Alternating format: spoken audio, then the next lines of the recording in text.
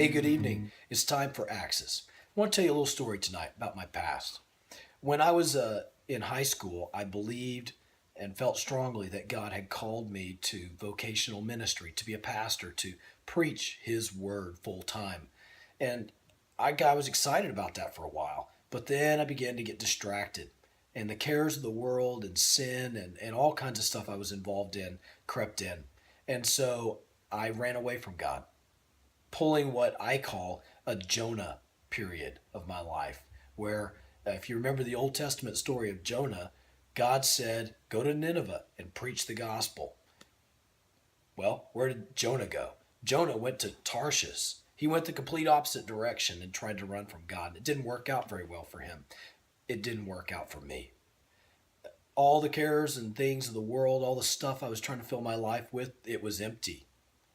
And I tried to fill it up with a lot of things. But long story short, God gave me grace. He called me back to Himself. He gave me another chance. And so back in February of 1993, I stepped out in faith to believe that God was gracious enough to forgive all the sin that I had committed and give me a second chance. And so in this passage in Galatians 1:15, Paul tells us about his experience. He's talking to the Galatian people about his past, where he was a strict Jew who believed that Christians were wrong and that Jesus was not the Messiah. But his future would be that he would be a preacher of the good news of Jesus Christ to the Gentiles. And where all of us are grateful for that. In the middle of this passage, he says this: God called me by His grace.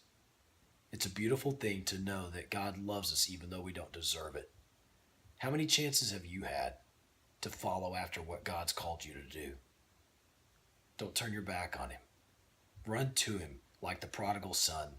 He has His arms wide open, ready to receive you just as you are. This has been Axis. We'll see you next time. Take care. Blessings.